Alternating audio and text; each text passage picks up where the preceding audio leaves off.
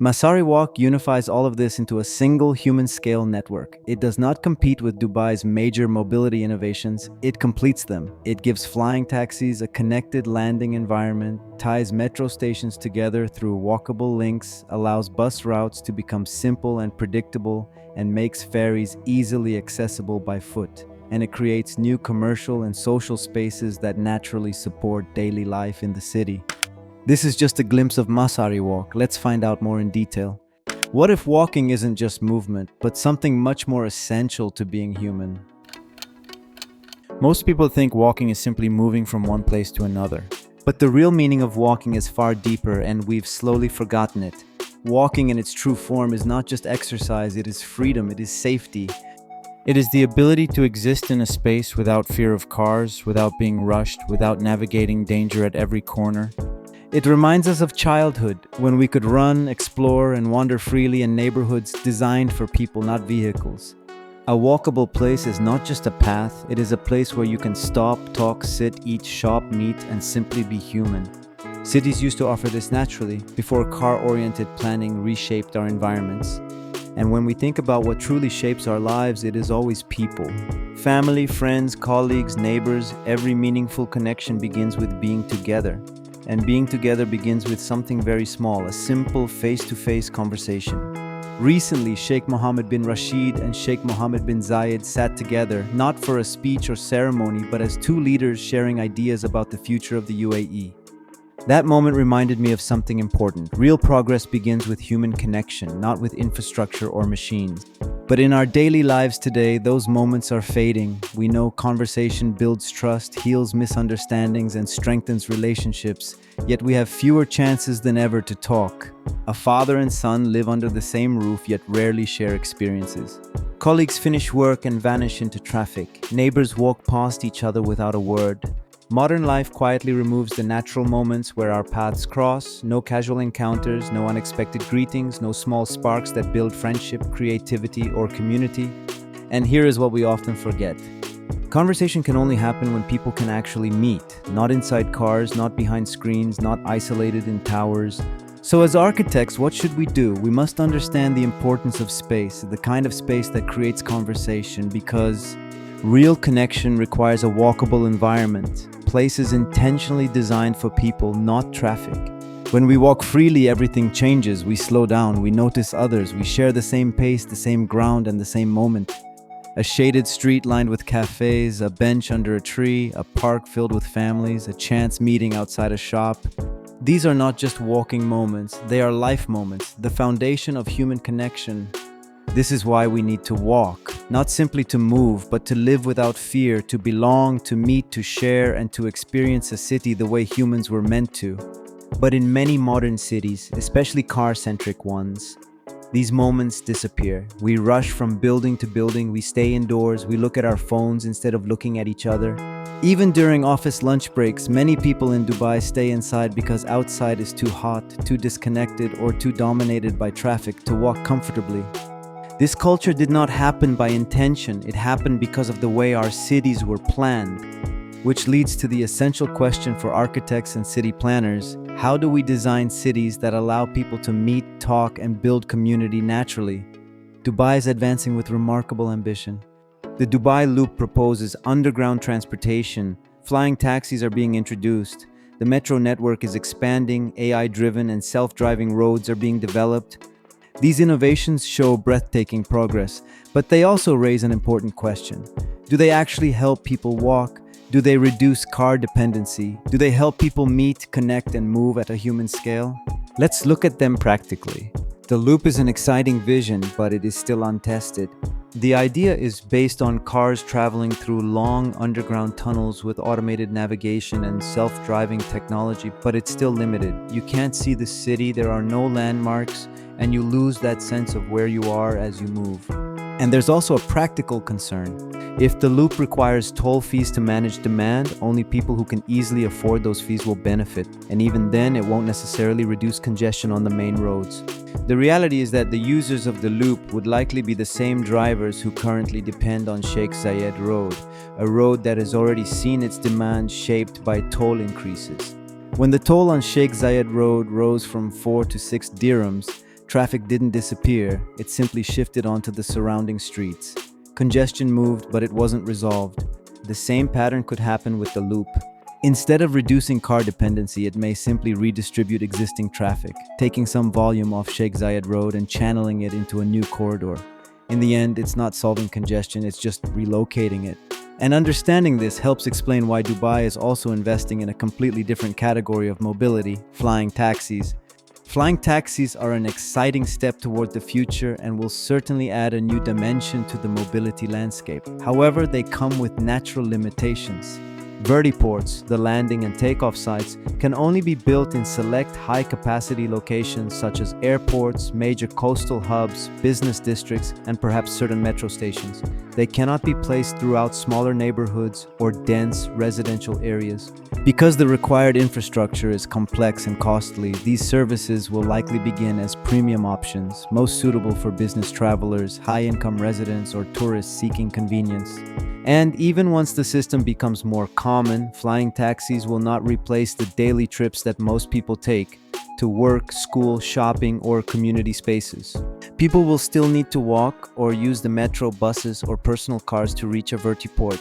So while flying taxis will undoubtedly add value to Dubai's broader mobility ecosystem, they are not a solution for everyday movement across the entire city. They serve a segment, not the whole population. This is why Dubai still needs a strong human-scale mobility layer, a system that works for everyone, every day, and supports all other advanced mobility systems by reducing car dependency and improving walkability. Now, let's talk a little about the metro because Dubai's metro network really is expanding in an impressive way. The new line on the east side is a major step forward. It strengthens the connection from the south to the north and opens mobility to many more districts. This shows how seriously Dubai is preparing for the future. Now, as we speak about reducing car dependency, one key factor we must consider is the distance between metro stations. In cities like Hong Kong, stations are often less than 1 kilometer apart in busy areas, but what really makes them feel close is the network of pedestrian links, underground passages, and multiple station entrances that reduce the actual walking distance to just a few hundred meters. Even if the stations are far on the map, the walking routes are short, shaded, and easy. Dubai's situation is different. Some stations here are also close to each other, similar to Hong Kong, but the physical walking distance is exactly what the map shows. That's because most stations are not connected to surrounding buildings, unlike Hong Kong, except for a few cases like Dubai Mall and Mall of the Emirates. So in typical conditions, it's not easy to walk between stations, especially when they are often 1 to 2 kilometers apart and the roads and heat are not pedestrian friendly. It means the metro cannot serve every district with the same frequency or station density as places like Hong Kong. And this brings us to the most important factor of all, walking access. Even if the metro reaches more communities, people still need a comfortable way to get to the stations. And for most of the year, the heat makes outdoor walking difficult. Shade is limited, and many areas were designed around the needs of cars, understandably so, given the city's climate and rapid development. So what happens? Naturally, people choose the easiest option. People continue to drive even short distances, including to access the metro itself. And when people still need cars to reach the metro, car dependency doesn't really decrease. That's why metro expansion alone cannot reduce car use. Not because of any weakness in the metro, but because a metro system can only work as well as the walking environment that leads to it. This is where the opportunity lies. If walking connections can improve, if shaded, intuitive, climate-friendly pedestrian routes can make it easier for people to reach the stations, then the metro's full potential can finally be unlocked. The next is smart and autonomous mobility. This is promising technologies, but they still operate within the same road system, which means they still depend on cars. And as long as walking remains difficult, cars will continue to be the default choice for most people. This is why walkability becomes essential. Technology can improve traffic, but only walkability can truly reduce car dependency. And Dubai has already started moving in that direction. In recent years, Dubai introduced the Dubai Walk Master Plan, a major step toward creating a more walkable, people-friendly city. Although the full plan is not yet publicly available, the initial pilot around the Museum of the Future shows a clear ambition to create shaded, comfortable pedestrian routes in key districts and enhance life at the elevated bridge level. This approach reflects a clear belief. Walking is not just movement, but a fundamental part of human life in a city. Likewise, Masari Walk builds on the same belief, but at the neighborhood scale, strengthening internal connections rather than connecting only large districts. And it works on a more detailed, everyday scale. As mentioned earlier, walking isn't just exercise, it represents everyday life, the freedom we had as children to walk without fear, and the way adults once strolled through neighborhoods, meeting friends, talking, laughing, and creating memories through simple human moments. The idea didn't come from trying to design another walkability project. It came from trying to understand the soul of Dubai. And the soul of Dubai, I believe, comes from its people and from its leadership, which consistently works to make the city happier, healthier, and more connected. That kind of connection cannot be created through cars. It can only emerge through walking, through spaces where people meet naturally and interact effortlessly. So Masari Walk is not meant to be a nature trail or a park path. It is meant to be an urban environment where people can walk freely and safely, and where they can visit local markets like in Old Dubai, sit for a drink with friends, run into colleagues by chance, watch their kids play without worry, and build memories simply through daily movement. These are the experiences that create belonging, the experiences that give a city its soul. To understand how Masari Walk fits into Dubai, we first have to appreciate what already exists. Dubai's land, infrastructure, and transportation spine are already well defined. And when you look at a map of the city, something becomes immediately clear. Dubai's urban form is naturally linear, stretching from south to north along the coastline. Because of its straightforward geometry, Dubai's metro line is laid out in a simple linear direction. As the system continues to expand, this linear approach helps avoid the types of complications seen in other cities, where the network is not intuitive and passengers often need to consult a map to navigate. However, while this strong vertical transit spine supports efficient mobility, the real challenge lies in achieving walkability. As you know, Dubai stays hot for most of the year. Even in winter, the sun can be intense, making long-distance walking quite impractical. Because of this, the city naturally becomes more car-dependent. And that's why improving walkability is the most direct and effective way to reduce that dependency. And when we look at Dubai's road network, the contrast is obvious. Sheikh Zayed Road is impressively wide and handles enormous traffic. But many of the other local streets beside it are relatively narrow compared to the scale and density around them. In low-rise districts, a typical road width of around 22 to 24 meters is generally sufficient, and even in many US suburban areas, streets of about 24 meters are common. They may look wide at first glance and often feel difficult to cross because those environments are designed primarily around cars, not people. But Dubai is not a low-rise suburban environment. The surrounding buildings are high-rise, high-density urban towers, generating far more trips, drop-offs, and pedestrian movement. A road sized for a suburban environment simply cannot absorb the load created by an urban skyline. So having traffic congestion is inevitable. A suburban street pattern simply cannot support an urban skyline. Which leads to the real question: what is the solution? Naturally, we must reduce car dependency.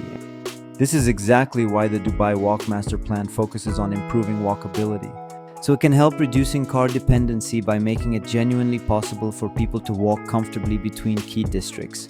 Masari Walk continues in the same direction, but with a distinct purpose: to unlock the potential of one of Dubai's most underused mobility assets, its coastline. Cities like Hong Kong demonstrate how ferries can play a central role in public transportation. In Dubai, ferry terminals already exist, but their impact remains limited due to poor connectivity. If the number of ferry terminals is increased and they are made easily accessible with direct connections to the metro network, ferries could become a powerful component of Dubai's transportation system. Currently, most ferry-to-metro distances are between 1.5 to 2 kilometers, too far to walk comfortably in Dubai's climate, but ideal for a climate-controlled corridor. The existing Dubai Mall Bridge spans 900 meters and proves that such infrastructure is both possible and effective. Masari Walk builds on this logic, transforming a 2 kilometers disconnect into a seamless air-conditioned link that supports real, usable public movement. Along this route, Masari Walk creates opportunities for indoor and outdoor parks placed every 400-500 meters, paired with small shopping areas, community cafes, and local retail, all aligned with the natural rhythm of human walking distance. Even smaller malls and neighborhood commercial clusters would thrive because consistent foot traffic would naturally flow from surrounding communities as people walk toward the ferry or the metro. Bus stops can also be positioned strategically along this corridor, and when bus routes follow the same simple south-north logic as the metro, with Masari Walk providing the east-west link, the entire public transport network becomes intuitive. You can instantly understand where those buses are heading, either south or north. You can easily locate yourself and transfer to another bus, the metro, or even the ferries if needed. There's no stress, no need to check an app, no confusion about direction. It's simple because the system itself is simple. This is the beauty of a truly intuitive, human-centered mobility system. Masari Walk unifies all of this into a single human-scale network. It does not compete with Dubai's major mobility innovations, it completes them. It gives flying taxis a connected landing environment, ties metro stations together through walkable links, allows bus routes to become simple and predictable, and makes ferries easily accessible by foot. And it creates new commercial and social spaces that naturally support daily life in the city. And for people who don't feel like walking, the roof can serve as a route for electric vans, making it easy to go from the metro to the ferry. Imagine arriving at a ferry terminal and either walking indoors or riding an electric van along the roof, reaching the nearest metro station directly and comfortably. Imagine moving from one business district to another without crossing a major highway or depending on a vehicle. Imagine parking farther from a busy metro station and reaching your train through a comfortable air-conditioned walkway. Imagine children and elderly people moving safely without heat or traffic. Masari Walk makes these everyday scenarios possible. More than a bridge, Masari Walk introduces a new kind of daily life for Dubai. Walking becomes possible year-round. Metro, ferry, and bus networks begin to feel seamlessly connected. Car dependency decreases naturally, and traffic pressure reduces without forcing anyone to give up their car. Communities grow stronger through natural encounters. The coastline becomes an active mobility asset. And in the long term, even regional ferry connections to Doha or to coastal cities in Bahrain and Saudi Arabia become realistic alternatives to short flights. All of this becomes possible when the missing walkable layer is introduced. Dubai's future mobility will not be shaped by advanced technologies alone. It will be shaped by the spaces where people slow down enough to truly see one another, to talk, to meet, to share moments, because that is what creates the life of the city. This brings us back to where the story began. That moment when Sheikh Mohammed bin Rashid and Sheikh Mohammed bin Zayed sat together reminds us that progress does not begin with machines, blueprints, or technology. It begins with something far more human, conversation. But conversations need space, they need paths, they need walkable environments where people can meet naturally. That is how memories form and how a sense of belonging grows, and that is exactly where Masari Walk belongs. Although Masari Walk was conceived independently from the Dubai Walk Master Plan, it aligns seamlessly with Dubai's long-term direction because both share the same belief. A walkable city is a connected city is a human city, and a human city is one where conversation can return. Dubai already leads the world in innovation. Now it has the opportunity to lead in something equally important: human-scale mobility, human-scale interaction, and human-scale life. Because the soul of a city is not built on roads or towers. It is built on the footsteps of its people, the conversations shared along the way, and the memories created simply by walking. Masari Walk is designed to support exactly that. It gives Dubai the human connection that allows every other innovation to succeed. Ultimately, a better Dubai begins with something beautifully simple: the ability to walk and the ability to meet. Thank you for watching. Please stay tuned for the next stories.